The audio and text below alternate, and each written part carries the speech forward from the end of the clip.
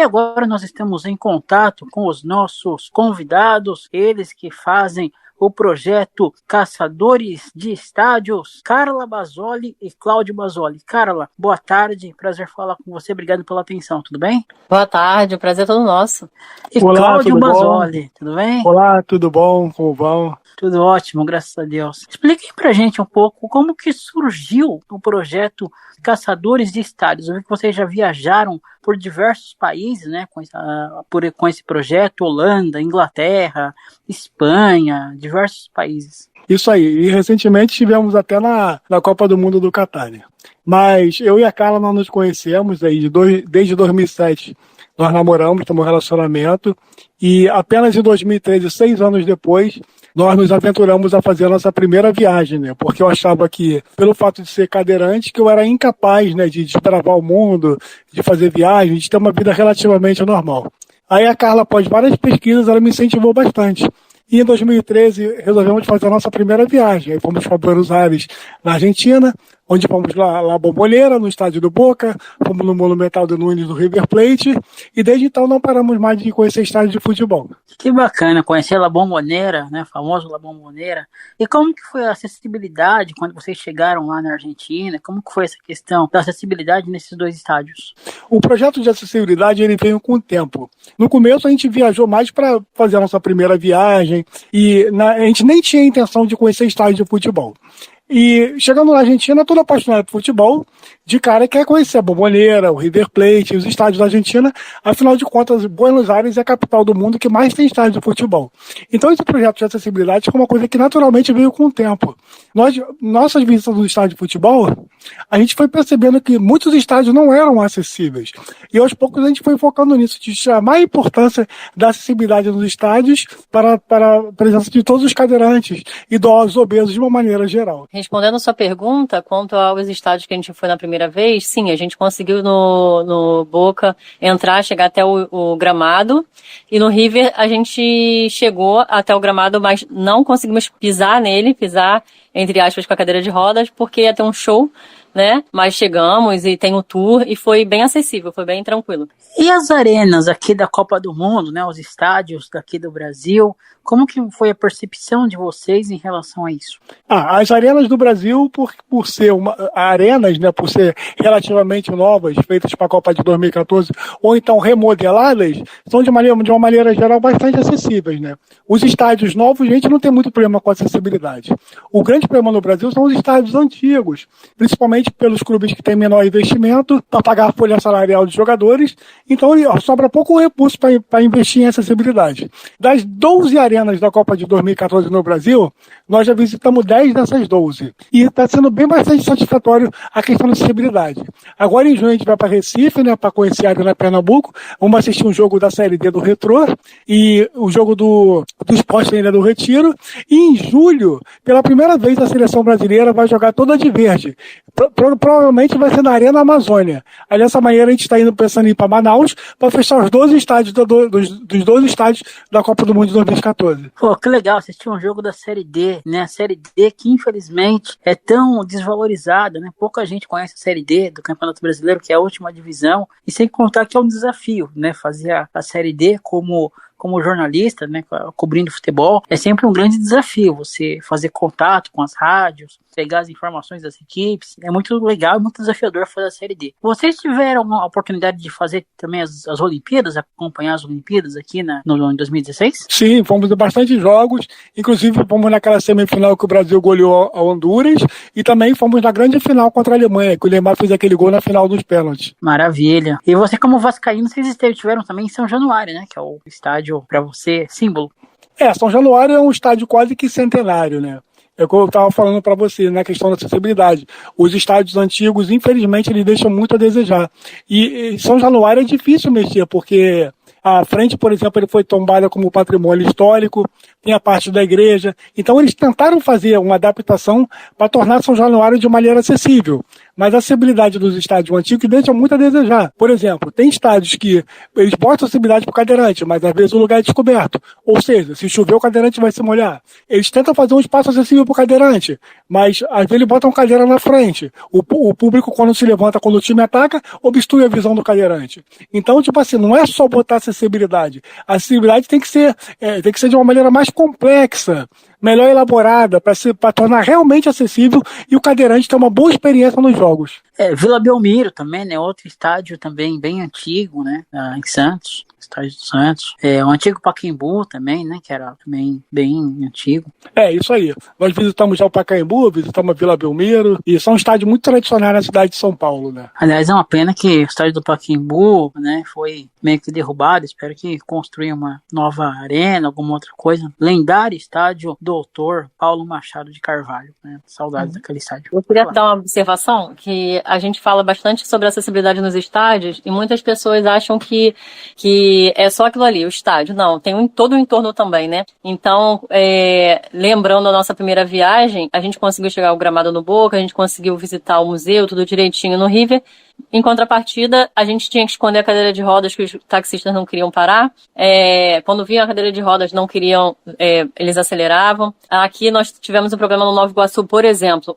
Dos problemas, que lá era acessível, o cadeirante não ficava na chuva, mas para chegar tivemos que pedir ajuda, porque era totalmente lama, tinha chovido e não tinha local para entrar, não tinha rampa. Então, assim, não é só o estádio, né? Todo o entorno, que senão fica inviável do cadeirante chegar. O que adianta você colocar um local acessível no estádio, mas o cadeirante não tem como chegar, né? Tem que pedir ajuda, tem que ficar esperando alguém que se compadeça e o leve para dentro do estádio. Então é bem importante a gente falar isso, para não cuidar só de dentro do estádio, mas todo o entorno também, né? Questão do estacionamento também, né? Todo no que vai chegar perto do estádio. Suporte, exatamente. Ô, Cláudio, você usa cadeira motorizada ou não? Ou é normal? Não, eu uso cadeira normal porque eu gosto de fazer exercício. Graças a Deus, até agora eu faço natação, sou relativamente forte, faço fisioterapia 3 vezes por semana. Então eu gosto de fazer exercício para me manter mais saudável, entendeu? Acho que a cadeira motorizada, acho que ela vai me engordar, vai me deixar um pouco mais relativamente, entre aspas, preguiçoso. Então eu procuro fazer o máximo de esforço possível. Elétrica é só para lá. Que legal, você faz a natação também, né? Realmente é um exercício importante a natação, show de bola. Saúde é muito importante, né, cara? A gente tem que cuidar da nossa saúde para envelhecer com qualidade de vida boa, né? E como que você alia as suas viagens ao seu trabalho como advogado no Rio de Janeiro? A gente alia da melhor maneira possível. Hoje em dia, graças a Deus, facilita bastante para a pessoa que tem deficiência advogar, porque é tudo online, entendeu? Para juntar petição em processo e tal, facilita bastante. E para aliar nossas viagens, a gente evita fazer diversos tipos de programa. Exemplo, a gente não vai mais para cinema, teatro, restaurantes, tudo para poupar dinheiro para investir nas viagens. Que legal, interessante. Vocês têm algum tipo de auxílio, algum patrocínio, alguma coisa assim para esse projeto? Infelizmente não. É tudo na raça e coragem mesmo. É mais pelo amor ao futebol mesmo. É como se fosse uma terapia para mim que sou cadeirante. Essas viagens, conhecer estádio, ver ao vivo, que a grande maioria vê pela televisão. Show. Vocês estiveram em Madrid também, né? No estado de Madrid? Não, na Espanha nós estivemos em 8, 9 cidades. A gente esteve em Barcelona, tivemos em Valência, Vigo, tivemos em Málaga, Lanzarote, Tenerife, mas em Madrid a gente não foi não. Barcelona, conhecer o lendário estádio do Barcelona, hein? Aí, em Barcelona nós tivemos a satisfação de também, além de ir no Barcelona, também ir no estádio do Espanhol. Porque a grande maioria das pessoas, quando fala Barcelona, só quer ir no Camp Nou, né? Mas o estádio do Espanhol é o grande rival do Barcelona. É até mais rival na própria cidade ali, aquela cultura, do que o próprio Real Madrid, né? Quando tem o clássico Barcelona-Espanhol, a cidade para de Barcelona. Né? O clássico, acho que seria até mais do que se a gente comparar, por exemplo, Corinthians e Palmeiras, o Flamengo e Fluminense, ou o jogo do país ali, né, da cidade ali, da Catalunha, né, Barcelona ali, quando jogam os dois times, realmente tudo para ali na nossa região. Mais ou menos nesse nível de rivalidade aí que você citou. E na Holanda? Na Holanda a gente foi em Amsterdã, né, fomos no Ajax, né, fomos também no Feyenoord, que é o grande rival do Ajax da Holanda. E no Feyenoord teve até uma história engraçada, que quando a gente foi fazer a visitação, a gente chegou tipo 6 horas da tarde e o tour já estava encerrado, né? E a gente começou a mostrar foto de viagens pro por segurança lá da portaria, fotos na Itália, na Alemanha, Portugal, Espanha, França. Aí ele se sensibilizou, a gente falou que a gente caça estádio de futebol, ele deixou a portaria e falou, come on, follow me fast, tipo assim, me siga rapidamente. Aí, tipo assim, nos permitiu fazer uma foto, um vídeo no estádio. Pô, foi sensacional essa visita no estádio do Feyenoord. Maravilha. Feyenoord, Ajax, né? Aliás, o Ajax, o Márcio Santos jogou no Ajax, né? O Márcio Santos, que jogou o Tetra do Brasil, inclusive, jogou no Ajax. Ótimo zagueiro, né? Dispensa comentários. Igual aquele vai demorar pra ter outro. Hoje em dia, vocês, como que tá, assim, vocês fazem vídeos, né, dos estádios que vocês vão, assim, tem essa liberação para que vocês possam filmar, fazer lives, alguma coisa assim? Então, a gente não tem liberação, não. A gente tenta a sorte. Aqui, a gente nunca tinha entrado em contato com os clubes. A gente começou a ir na cara e coragem. Aí depois que veio a pandemia, a gente não sabia quais estádios estavam abertos, então a gente começou a entrar em contato. Olha, a gente queria viajar para conhecer o estádio, então a gente gostaria de saber se há possibilidade, se haveria alguém para poder nos receber, né? Porque com a pandemia foi tudo bem devagarzinho, tudo reabrindo devagar. Agora lá fora, não tem muito o que fazer. Se a gente não tiver dar cara a tapa mesmo, a gente não consegue entrar, porque não tem muito como entrar em contato. Às vezes não respondem, às vezes eles recebem e falam que vão passar nosso contato para alguém responsável e ninguém entra em contato. Então, assim, a gente chega na porta mesmo e tenta entrar, fala que a gente quer conhecer sobre acessibilidade, eles nos levam. Às vezes acontece do estádio estar com a entrada de acessibilidade fechada por alguma obra e tal, mas eles nos mostram. Aí tem sido bem solícito, até pela nossa bagagem, né, de estádios, as pessoas ficam mais acessíveis. Eu vi uma matéria de vocês, né, inclusive com o pessoal da Globo Campinas, de quando vocês visitaram os estádios, né, o Brinco de Ouro da Princesa, que infelizmente tem uma situação bem difícil, o Brinco de Ouro do Guarani, querido estádio do Guarani de Campinas, e o Moisés Lucarelli, né, da Ponte Preta. Isso. Na verdade, a gente foi para Campinas para assistir em um domingo o Clássico Campineiro, né, que é o maior clássico do interior do Brasil. E não foi no estádio, o jogo foi no estádio Brinco de Ouro da Princesa. Guarani 0, Ponte Preta 0 do ano passado. E antes a gente acabou gravando, a gente foi no Moisés Lucarelli, da Ponte Preta, né, que é um estádio muito tradicional, construído pelos próprios torcedores, né, que é marcado por ser pioneiro na luta contra o racismo, né, a macaca, né, de Campinas. E no domingo assistimos o jogo e também conseguimos, antes no sábado, ir para Jundiaí, né, pegamos um jogo do Paulista, passamos de manhã no estádio do 15 de Piracicaba e também demos o pulo Americana no estádio do Rio Branco. Pô, foi muito satisfatória essa viagem para Campinas e redondezas ali. Gostamos demais. Pô, faz maneira esses times, hein? Pena que alguns já não tem mais. Rio Branco de Americana, querido Rio Branco de Americana, estádio municipal do Dr. Décio Vita, em Americana. O Robert jogou naquele time do Rio Branco, né? Antigo. O Paulista de Jundiaí, Lousano Paulista na época. O estádio do Dr. Jaime Sintra. Barão de Serra Negra, aliás, o 15 vai entrar em campo essa semana, tentar ir para as semifinais aí do Paulista da Série 2. Que legal, né? Muito, muito bacana esses times. E o Paulista, ele tem um título nacional, né? Aquela Copa do Brasil, né? Foi ganha contra o Fluminense. Exatamente. É um título histórico aí na vida do Paulista de Jundiaí, famoso Paulista de Jundiaí. E o Guarani teve grandes times, né? Luizão, Amoroso, né? Tudo passaram aí pelo Guarani. O Guarani é campeão brasileiro, acho que 78, né? Isso. Tava aquele Careca que jogou a Copa de 86. O Careca é um cracaço, né? O Bozó, Zenon. Pô, que timaço, aquele timaço do Guarani, campeão brasileiro de 1978.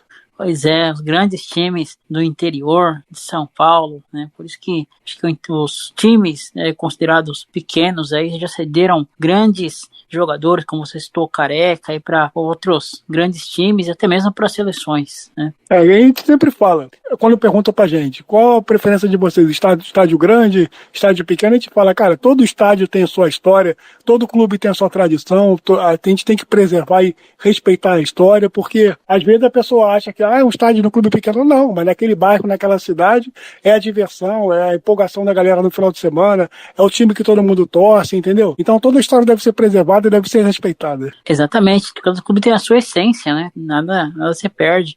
Se a gente tava passando a Taça Rio, tava passando o jogo da Portuguesa Carioca, né? Muito bacana a Portuguesa Carioca. A galera vai disputar a Série D do Brasileiro esse ano. Isso, inclusive na Portuguesa ali no Estádio Luso Brasileiro, nós fomos ano passado assistir pela Série D Portuguesa Fortaleza e Oeste de São Paulo. A Oeste Barueri, antigamente era Oeste de Itápolis, hoje em dia é o Oeste Barueri, né? Realmente, a Portuguesa disputou ano passado, inclusive jogou até contra o São Bernardo, no São Bernardo Futebol Clube também, e esse ano vai disputar de novo aí, a querida Lusa Carioca. E a Lusa Carioca quase conseguiu acesso, ainda foi por pouco. Passou pelo Aimoré, acho que caiu, acho que foi na semifinal, não, na quarta de final, né? Já que subiam 4, né? Foi quase esse acesso. Seria maravilhoso aí ter mais um clube do Rio na Série C. Aliás, alguns times do Rio de Janeiro, né, que deram uma sumida, o América, por exemplo, o estádio Julite Coutinho, né, o América do Rio, que eles têm um hino lindo, inclusive, e outros tantos, né, do Rio de Janeiro. O América é um clube tradicionalíssimo no futebol carioca aqui. O América, na verdade, ele é o segundo time de todo o torcedor do Rio de Janeiro, assim como o Juventus de São Paulo da Moca e de todo torcedor de São Paulo. E o América, ele é muito tradicional no futebol brasileiro, inclusive se eu não me engano, em 1986 ele chegou na semifinal do Campeonato Brasileiro, sendo eliminado pelo São Paulo após eliminar o Corinthians, né? Então, tipo assim, o América, o Bangu, vice-campeão brasileiro de 85 contra o Coritiba, são clubes muito tradicionais, mas que infelizmente, pela má administração, por excesso de problemas, ficaram presos no passado, né? Eu me lembro de acompanhar muito o Campeonato Carioca na TV Bandeirantes, na época, com o saudoso Januário de Oliveira, né? Era maneiro você acompanhar o Campeonato Carioca ouvindo as nações do Januário. Januário, ele é um ícone aqui no Rio de Janeiro. Ele tem frases icônicas, né? Tá lá um corpo estendido no chão. E o gol! Inesquecível, né? Januário, pelo rádio também, o Garotinho, Zé Carlos Araújo, Luiz Pemido, Edson Mauro, né? Tem muita gente boa no Rio. É verdade. Essas pessoas aí são ícones aqui na transmissão do futebol. Vocês já pensaram em fazer um livro de tudo que vocês fazem e já fizeram, então, fazendo em relação a estádios, alguma coisa assim? Então, eu como jornalista já pensei, só que me dá um desânimo pelo fato de eu ter passado por tantos estádios tão queridos que eu lembro, tenho na memória, e muita coisa ter se perdido nesse tempo. Então eu ainda tô presa na questão de ser insensível a tudo que eu vivi até agora, entendeu? Das lembranças novas e não conseguir captar as antigas. De tantas coisas boas que aconteceram até no início, era muito legal. Então eu fico meio presa a isso. Já pensamos, mas eu ainda tenho que me desvencilhar dessa situação do passado, do respeito a toda essa história até aqui, aos 160 estádios que nós fomos juntos, né? Então isso me prende um pouquinho. 160 estádios, nossa. 1-0. Estádio. Sim. Estádio. E nisso temos pessoas maravilhosas, motoristas, que a gente chega às vezes na cidade e não sabe de algum clube, e eles mesmos falam, poxa, mas você conhece o clube tal? Como assim? E levam a gente, caramba, tem mais um clube aqui. E gente maravilhosa que abriram as portas pra gente, que eu gostaria de lembrar. Às vezes eu tento puxar na minha memória, olhando as fotos. Então eu tenho receio de não conseguir passar toda a emoção que a gente já viveu, entendeu? Então isso tem me prendido um pouco a pensar mais profundamente nisso. Isso que ela está dizendo aconteceu recentemente em Cuiabá, na metade do ano passado. Nós fomos para Cuiabá para assistir o jogo na Arena Pantanal pela Série A. Foi Cuiabá e Bragantino. E um dia anterior teve a final da Série B Mato Grossense, que o Misto até jogou. E nós não sabíamos que pela Série D, numa cidade vizinha, o Operário de Várzea Grande, no estádio Dito Souza, jogaria pela Série D. A gente conversando com o moço, ele falou, mas você não vai assistir o Operário? Isso era de manhã. O Operário vai jogar agora às 11. Eu falei, é verdade? Toca pra lá, vamos pra lá. E chegamos em cima do jogo. Acabamos assistindo o jogo da Série D do Brasileiro e conhecendo mais um estádio graças à amizade que a gente fez com esse motorista. Na Espanha também, na Corujo, né? Que a gente não conhecia o estádio. A gente não sabia e o motorista também falou pra gente. Então, assim, a gente vai puxando na memória, né? E estádios, por exemplo, também tradicionais, como o Mangueirão também, estádio do Paysandu, vocês já tiveram a oportunidade de conhecer? Não, na região norte a gente ainda não foi. Nós já fomos em 14 estados do Brasil, mais o Distrito Federal. Faltam 12 estados do Brasil pra gente visitar. Dia 30 de abril agora a gente tá indo pra Londrina pegar um jogo no Estádio do Café. Em junho a gente vai fechar mais um estádio que a gente vai pra Recife. Vamos visitar lá o Sport, a Ilha do Retiro, o Náutico, o Aflitos, o Santa Cruz e o Arruda, e assistir o jogo do Retrô na Arena Pernambuco. Em julho estamos pensando em ir para Manaus, pegar o jogo da Seleção Brasileira e Amazônia, e de Recife a gente está pensando em dar um pulo lá em João Pessoa, na Paraíba, para pegar o jogo do Botafogo da Paraíba. Aí a gente, até a metade do ano, a gente vai conseguir botar mais 3 estados nessa nossa conta. Aí, pelos nossos cálculos, vão faltar 9 estados do Brasil para a gente fechar o país. Eu vi no seu Insta, né? Inclusive vocês estiveram recentemente no estádio do Atlético Mineiro, né? Ah, foi demais isso daí. Foi um convite do presidente do Atlético Mineiro, né? Eu tava aqui em casa, aí me toca o telefone, ele, bom dia, Cláudio, tudo bom? Aqui é o presidente do Clube Atlético Mineiro. A gente viu a matéria de vocês na Placar e gostaríamos de convidar vocês para conhecer a Arena MRV, para avaliar a acessibilidade do estádio, para ver se está tudo ok. Aí a gente acabou combinando e fomos. Pô, foi sensacional essa visita. Aliás, a matéria da Placar ficou show de bola, cara. A matéria da Placar ficou muito linda. Como que surgiu a oportunidade da matéria da Placar? Muitas pessoas nos seguem, né? Uma matéria acaba puxando a outra, uma reportagem puxa a outra, e aí a gente acaba fazendo amizade, porque o repórter faz a matéria e a gente acaba se tornando amigo, troca ideias, e assim. Assim como você me chamou no Instagram, a gente se conheceu, e quem sabe a gente não vira amigo, troca ideias. A vida é assim, né, cara? O importante nessa vida é tratar bem as pessoas, para você ser bem tratado, respeitar para ser bem respeitado, e seguir junto, né? Porque vaidade nessa vida, você não tem que ficar numa boa, tem que manter a humildade, tratar todos bem. Esse é o sentido da vida, né, cara? Exatamente. Aliás, a Placar é uma das grandes revistas esportivas do Brasil, né, em matéria de futebol. A Placar tá nesse meio, sem dúvida nenhuma. Eu cresci folheando a revista Placar nas bancas, né, cara? Eu sou nascido em 76, né? Na minha infância, década de 80, eu folheava o Dinamite, Roberto Dinamite, o Zico, Delay, Romerito. Pô, grandes times, grandes craques do passado. Pois é, pena que hoje em dia o futebol, os nossos craques, né, os nossos ídolos vão embora tão cedo do Brasil, né? Isso é uma pena. O Hulk mesmo, pra você ver, o Hulk ele voltou agora pro Atlético Mineiro, né? Tá jogando muito, mas ele não tem uma ligação com a origem do futebol brasileiro, né? Ele teve que explodir lá fora, fazer fama no exterior, para sim, no final agora, ele retornar ao Brasil. E assim muitos outros jogadores seguem esse mesmo percurso, esse mesmo caminho. Exatamente, muitos aparecem na seleção sem mesmo ter jogado aqui. Isso de certa forma acaba tirando aquele vínculo, a paixão do torcedor de... Antigamente, o jogo da seleção brasileira, todo mundo parava, né, para assistir, conhecia todos os jogadores, sabia todos os clubes que jogavam. Agora, infelizmente, apesar de ser o mundo digital, né, dar a oportunidade de você pesquisar, saber onde o cara joga, tudo muito mais fácil do que antigamente, né, mas não tem aquele vínculo, aquela afetividade, né, aquela ligação do brasileiro com a seleção brasileira. Você saía mais cedo da escola para ver a seleção jogar. Com certeza. Até nas Olimpíadas, eu lembro do Giovani, aquela Olimpíada que o Giovani foi eleito o melhor jogador. Nós perdemos a final para a União Soviética. Ainda era a União Soviética, né? Eu lembro, muito bem. Isso aí tá tudo na minha memória. Ô, Carla, e você como jornalista, você já teve a oportunidade alguma vez de cobrir futebol ou algum outro esporte? Então, eu não me aprofundei na minha profissão, mas infelizmente, na minha faculdade, quando eu cursava, separaram algumas oportunidades para que as pessoas participassem dos jogos, mas infelizmente a direção da faculdade só deixou que pessoas do sexo masculino participassem. Então eu não pude ter essa oportunidade. O que eu tive foi fora do campo, fora do futebol, né? Eu até hoje eu não consigo entender por que a faculdade fez isso.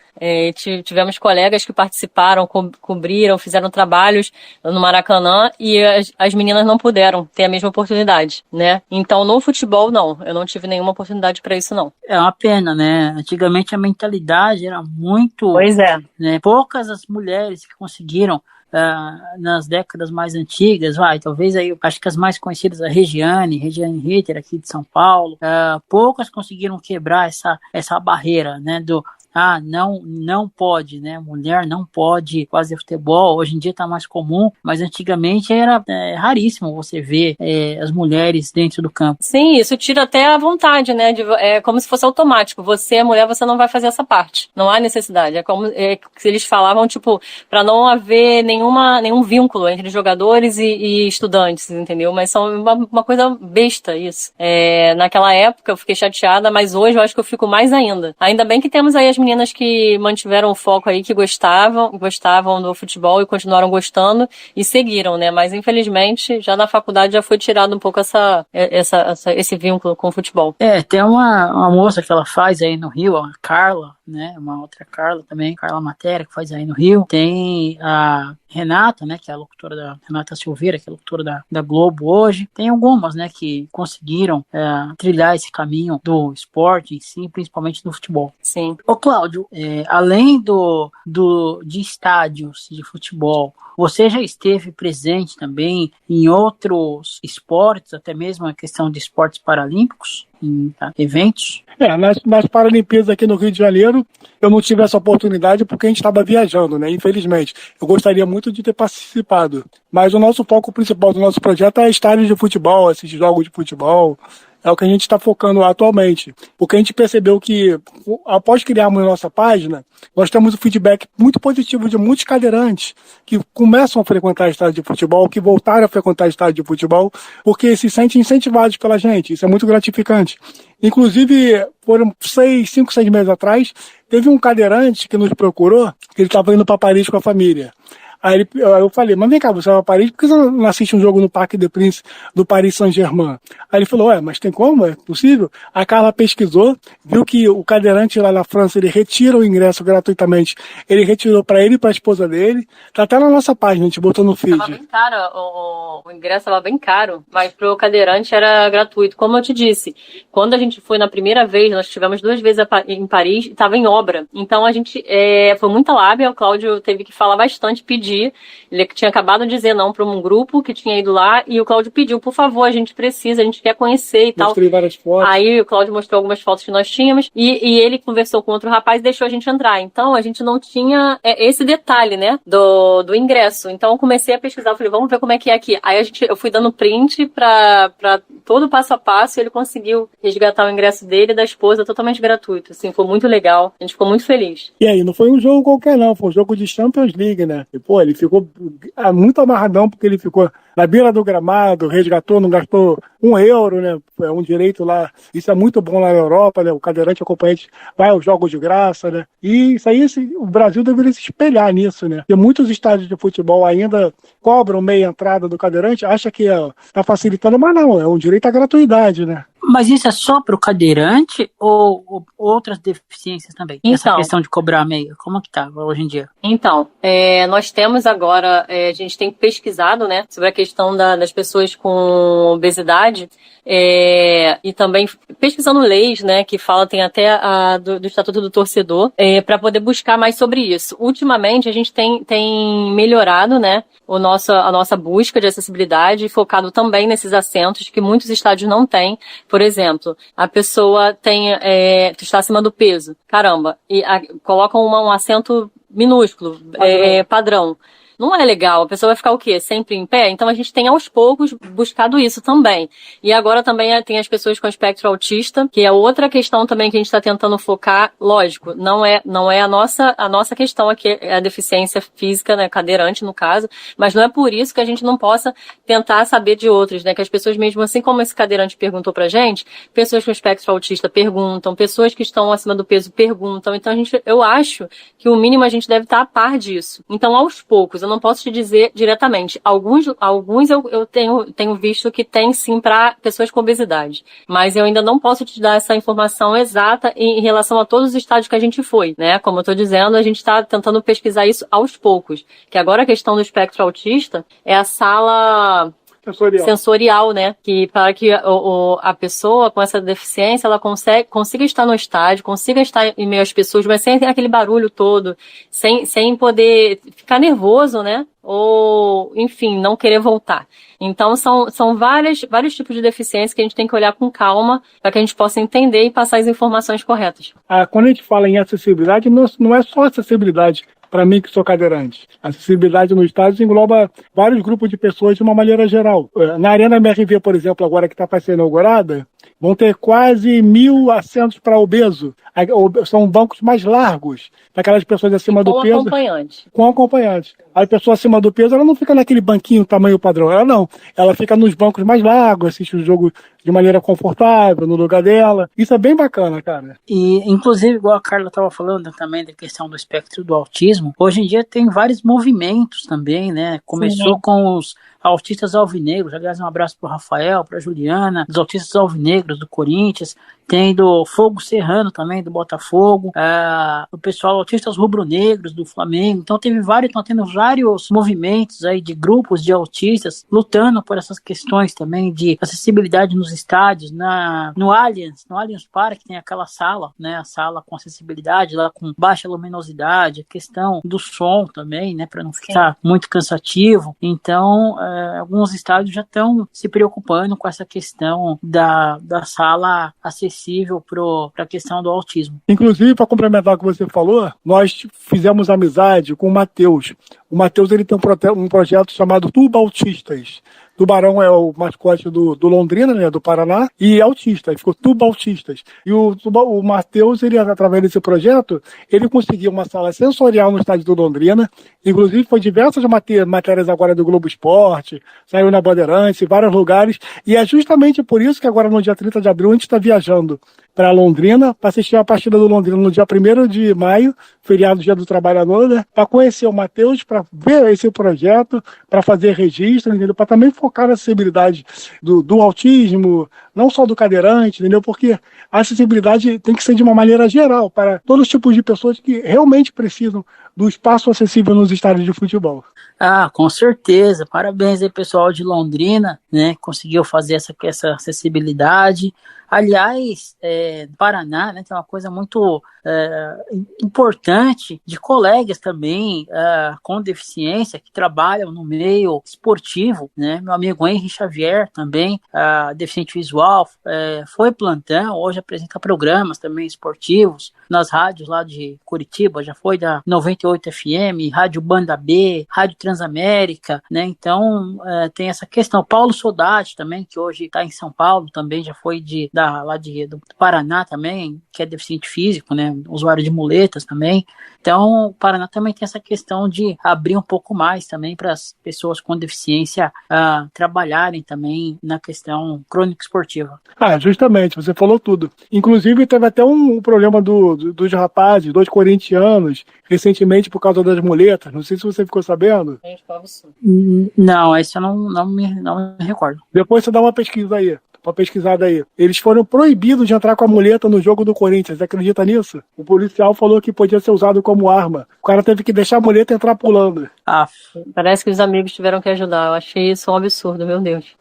Mas por incrível que pareça, teve uma vez também que eu fui cobrir um jogo e eu levava um rádio de retorno pra me ouvir. E o cara achou que eu ia jogar o rádio lá de cima da cabine. Eu falei, cego pra jogar o rádio de lá de cima, só se tiver uma visão biônica pra jogar o rádio de lá de cima, eu acertei o cada coisa, né? É isso. Mas aí entra a questão da empatia, né, cara? Da solidariedade. A pessoa tem que estar aberta, né, a entender o lado da outra pessoa, entendeu? Mas aí já é uma questão de educação, uma questão de querer fazer as coisas acontecer, né? Aliás, tem um projeto também bem legal também de pessoas usuárias de muletas também, que é do futebol, né, em Sorocaba. Tem um projeto também até inclusive do futebol feminino também. É um time que eles montaram de masculino e feminino para a galera que é usuária de muleta. E foi bem legal agora, recentemente, um usuário um jogador com uma perna mecânica, né? Ele ganhou o prêmio Puskás, né? Isso é muito bom, que tá dando abertura, né? Para novas possibilidades, para inclusão social. É desse jeito que as coisas têm que ser. Pois é, tem vários esportes, né, jogadores que estão conseguindo fazer isso, né? Tem aquele que era da Chape, né, que teve aquele acidente, que hoje também comenta algumas vezes, né, o Jackson Foreman. É verdade, sobrevivente do acidente aéreo. Pois é, acidente aéreo que marcou o futebol brasileiro e mundial, né, vamos dizer assim. Isso aí. Vocês, principalmente nos estádios, assim, nos clubes menores, já foram impedidos de entrar alguma vez? Não é que a gente foi impedido. Tipo assim, a gente foi em todos os estádios do Campeonato Carioca ano passado, né? No Olaria, na Rua Bariri, e no estádio do Bangu, no jogo lá no Moça Bonita, escadaria, né, cara? Pra chegar na arquibancada. Muitos degraus, muita escada. E, tipo assim, não foi acessível, não foi tranquilo chegar. Até tem a solidariedade, a boa vontade dos funcionários. Ao perceber a dificuldade, né? Ao perceber a situação, ver que eles realmente precisam me ajudar para chegar, porque falta uma rampa, falta um elevador, falta uma acessibilidade, né? Aí, tipo assim, eles, no Olaria, por exemplo, seja o jogo do campo. Botaram no gramado atrás do banco de reserva. O ideal não é, porque eu posso tomar uma bolada, né? Eu posso, de uma maneira geral, ser atendido durante alguma jogada, disputa de jogo. Eles farem de tudo para facilitar. Mas, como falta acessibilidade, não é legal. São estádios que, por exemplo, eu não volto mais para assistir partidas. E assim, por conta disso, vocês já tentaram entrar em contato com a Federação Carioca de Futebol, mesmo com os clubes, para ver o que pode ser feito? A gente sempre manda e-mails, liga, prometem melhorias, mas é aquilo que eu te falei no começo da entrevista. Os clubes passam dificuldade financeira. Dificilmente conseguem pagar a folha salarial, conseguem botar as contas em dia. Então, tipo assim, a prioridade deles não é investir dinheiro em acessibilidade. É organizar a casa, pagar os jogadores, pagar as contas, tá entendendo? Então a gente não pode. A gente quer que tenha acessibilidade nos estádios pequenos, nos clubes pequenos, queremos, mas a gente percebe que não é a prioridade deles. Se pro grande já, muitas vezes é difícil você fazer cumprir, que dirá pro pequeno, né? Realmente, às vezes o pequeno tem só aquele campeonato para disputar, o Carioca, o Paulista, né? Tem a Copa Paulista, às vezes depois, não sei no Rio como é que é a Copa, que tem depois para quem não disputa a B, a C e a D, né? Do Campeonato Brasileiro, mas tem clube que tem, por exemplo, o Água Santa, que tá disputando na final, hein? Na final do Campeonato Paulista, depois vai ficar o resto do ano sem disputar mais nada. Optaram por não disputar a Copa Paulista e só ano que vem, competição ano que vem tem o Paulista, a Série D do Brasileiro e a Copa do Brasil. Participação na Série D e na Copa do Brasil ano que vem por causa desse feito, né, cara? Chegaram na final do Paulista, né? Pois é, com tão pouco tempo de um clube que saiu lá da várzea para conseguir, se profissionalizou há pouco tempo e chegou numa final. Lembra até um pouco a história do São Caetano, né? Quando estourou naquela época. Aquele time do Ademar era demais, né? Chegaram na final do Campeonato Brasileiro, se eu não me engano também fizeram uma final de Libertadores, né? Fizeram contra o Olímpia do Paraguai. Olímpia do Paraguai, isso daí. Mas, infelizmente, né, a desorganização, a falta de estrutura, não conseguiram chegar, se manter na elite do futebol nacional. Não só no futebol nacional, futebol paulista. Dá uma tristeza saber que o São Caetano caiu para a Série A3 do Campeonato Paulista esse ano. Mas aquele time era fabuloso. Silvio Luiz, Dininho, Claudecir, Magrão, Ademar. Era demais aquele time. Os times do ABC, o Santo André, né, que ganhou uma Copa do Brasil, o São Caetano, que quase ganhou uma Libertadores e um Brasileiro, né, e chamaram muita atenção para essa região aí de São Paulo. Aliás, Santo André tem um livro, inclusive, escrito pelo jornalista Vladimir Bianchini, foi da ESPN, inclusive, chama-se Eles Calaram o Maracanã, né, que fala sobre aquela épica vitória do Santo André em cima do Flamengo na Copa do Brasil. Para mim são coisas que dificilmente se repetirá novamente, né? Você vê um paulista campeão da Copa do Brasil, Santo André, porque hoje em dia, atualmente, a desigualdade no futebol brasileiro tá gritante, né, cara? Atlético Mineiro, Palmeiras, Flamengo, o nível de estrutura e de investimento tá colossal, né? O que você tá achando da SAF do Vasco? Cara, a SAF do Vasco pra mim, a salvação do Vasco. Ou a SAF chegava e assumir as dívidas do Vasco, né? Ou o Vasco fechava as portas. Porque a receita do Vasco, toda a receita que entrava, todo o ativo era penhorado. Porque o passivo era muito maior que o ativo. O Vasco tinha muitas dívidas fiscais. O Vasco não conseguia pagar o salário dos jogadores em dia. O Vasco não contratava jogadores de elite porque os que vinham para o Vasco sabiam que não iam receber salário, que sabiam que iam jogar e iam ter dificuldade para botar as contas em dia. Então a SAF, para mim, é a única salvação.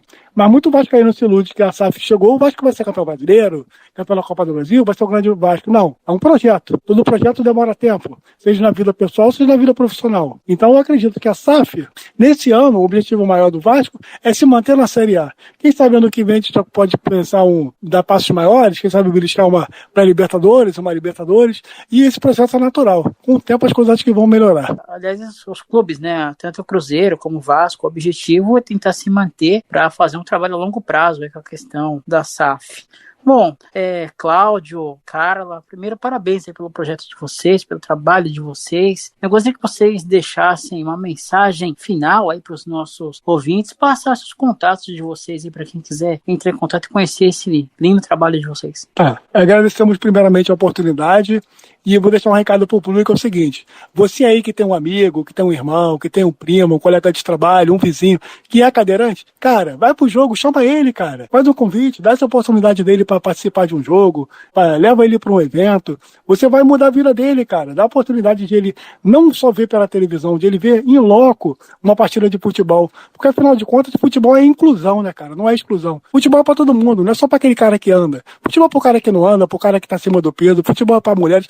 Futebol é para todo mundo, futebol salva vidas. Futebol é o esporte favorito de todo brasileiro. E quem gostou da nossa página e quiser conhecer mais sobre nossos projetos de acessibilidade, segue lá no Insta, @caçadores de estádio de futebol. Sem cedilha, @caçadores de estádio de futebol, no plural. Agradeço também a todos aí, todos os ouvintes, vocês também que fizeram parte dessa entrevista.